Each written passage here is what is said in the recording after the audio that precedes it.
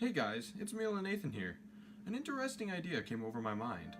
How usable is your old Apple tech? Now I know this might sound like a weird topic, but in a way it kind of makes sense.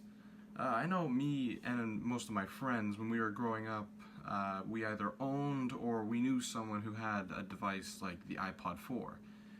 Back then, this was a pretty capable device for what it had to do. Basically, anything that you downloaded from the App Store would work on this device, but nowadays, as the software and the different apps require more and more from the phone, more processing power, certain features that the phone might have, that support for certain devices is slowly dwindling.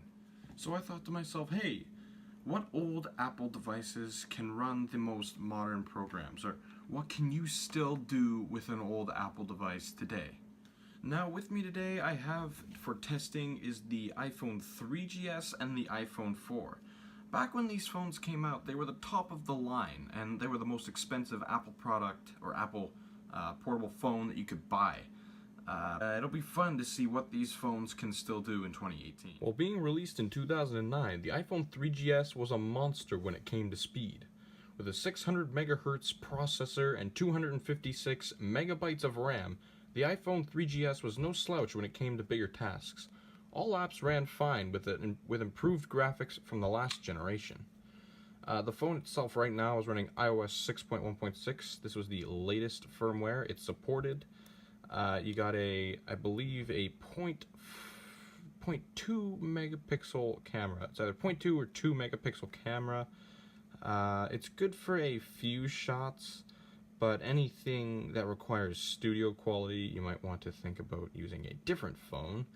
It did come with Bluetooth. Oops, that's not Bluetooth. Bluetooth, I believe it was Bluetooth 2.0 at the time. With iOS 6 on the 3GS, the phone is surprisingly capable for what it can do. It still has a fair bit of support for apps right now. A lot of the app support for iOS 6 has been depleted so far. You got your 30-pin connector, a microphone, and a speaker. You have your volume rockers on the left side along with a silencer, a headphone jack, a nano SIM slot, sorry.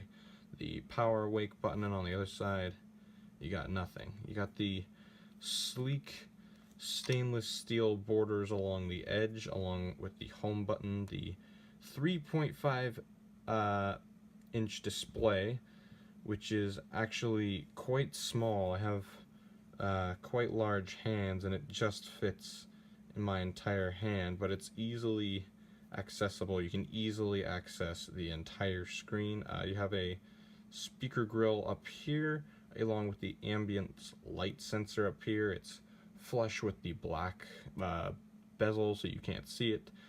There was no front-facing camera on the 3GS though. That being said, there was no FaceTime added with iOS 6.1.6, so you could not FaceTime on the iPhone 3GS. You can only take photos, and this was the first iPhone to introduce video recording. So before the iPhone 3GS, there was no video recording capabilities. And the other phone I have with me today is the iPhone 4. This was a huge leap in terms of design and performance for the iPhone lineup. The first noticeable difference was that it brought in a glass back that looks stunning, and it even returned for the iPhone 8 and the iPhone X, but there was no wireless charging. I'm sure if you were very good with phones and you know how to mod them, you could potentially get wireless charging with one of these. I'm not entirely sure because the glass is, if you can see there, it's pretty thick at the bottom there in the front. Another noticeable change on the iPhone 4 was the new Retina display. It kept the same screen size as the iPhone 3GS, the same 3.5 inch display. Sorry, but the Retina display more than made up for the small size. If I put it side by side here with the 3GS, you can already tell the difference. You can see the screen on this one, whereas the Retina display is kind of flush with the top and bottom bezels. Turning it on, I did jailbreak this phone at one point, but turning it on, reducing the brightness, there we are. Turning it on, you can just see it is just beautiful. The display was gorgeous then. It still doesn't look too out of place now compared to the 3GS screen.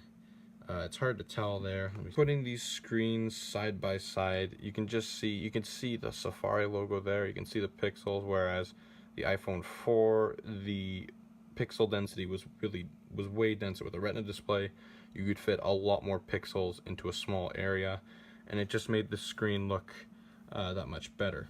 In terms of design, nothing didn't really change that much opposed to the parent design change with the glass back and the Retina display. But in terms of ports layout, you still have your 30-pin connector on the bottom, a microphone, a speaker on the side. You have your volume rocker as well as your sleep-wake. Sorry, not sleep-wake, silent switch. But you do have the antenna band right there. Let me get the focus here. You got your antenna band on the bottom. You have another antenna band on the top, as well as a headphone jack with a microphone, sleep-wake button, and on the other side you have your SIM tray slot. Now, what can you do with these phones in 2018? Well, let me tell you, not a lot. But if you really spend the time looking into these devices, you can get some stuff done. The App Store, there's still a fair few bit of apps that are still supported on these older versions. Don't know why they're both in updates. Go to the featured page here. Both these devices are running a version of iOS 6. I believe this one's the iOS 6.0. This one's the latest iOS 6.1.6. App Store still loads on these two, which is a good thing for app support. iPhone 4, clearly the winner in speed here, as the iPhone 3GS still loads up the page. But the only problem with downloading apps is that more, like the newer apps, require iOS 10, iOS 9, iOS 8, and that's a problem because, as you might already know, these phones don't go up to that iOS. But there is a way to download new apps on older devices, but I'll make another video on that soon. But in terms of app support, a fair bit of older games will work with these devices. Now, in terms of games, a few that will work is, one of them is Minecraft. The performance is less than stellar on the 3GS. It struggles very hard to run. It's just not the best thing for performance. But you can get some stuff done. But because of that screen size, the controls feel really cramped. I can stick my thumb here across the entire display of the device. Just navigating inventories, it's just very cramped. Same goes with the iPhone 4. A little bit better performance. You can turn the settings up just a little bit. And I believe this is running an older world, so that might be why the performance is a little bit better. But the Retina display does show improvement. Compared to the iPhone 3GS, it's just night and day difference between the two displays. Now, in terms of social features, the app support is quite limited because these are apps, like Instagram, for example, because these are apps that need continuous updates to run them. Support for the older version dwindles a lot. I say dwindle a lot. Like, you cannot message people within Instagram. This was before that DMing service, and this direct message, Instagram direct service doesn't work anymore. They got rid of that. You can still view your profile and stuff like that. You can still search for posts, like posts. There's no saving posts, but I guess if you just like viewing a few posts and posting them from your device, I guess that's okay for that. I tried loading Snapchat on here, but for some reason you need a very recent version of the app to run it, because even the iPhone 4 on iOS 6, because it has that front-facing camera, it still won't let you run it on here. The iPhone 3GS, it just won't load on here at all. You can download the app You can sign into your account, but it just won't let you far. It won't let you pass that stage because it'll ask you to update your account, and you can't do that on these devices. Video, on the other hand, is anything but great. The iPhone 3GS, the picture is quite blurry. The video is shaky. There's no stabilization. It's just not something that you'd want to use on a daily basis. But it was the first way of recording your videos on an iPhone. There's the monitor. There's my phone with the tripod, the MacBook, other stuff, screwdriver, and the eMac. But it was just not a great way. Compared to anything today, you just wouldn't want to use this. Now moving up to the iPhone 4. As you can see, the picture is a little bit brighter. I believe the camera pulls in more light here. The video is obviously clearer with that 720p rear-facing camera. There still isn't any optical video stabilization, so it's still quite shaky. But in terms of quality, it is much, much better than the 3GS. Those colors, like I said before, were more accurate. Just everything. The microphone was a little bit better as well. And just overall, the performance was night and day difference with these two cameras. Now, the iPhone 4 did feature a front-facing camera. It's not the best thing in the world, but I guess for back in the day, back 2010, it was usable, but the resolution was quite lower than the rear-facing camera, and just taking selfies on here, no, it's just not doable. But I guess back in the day, it was not much to complain about. By no means should you go out and buy one of these devices to use as your daily driver.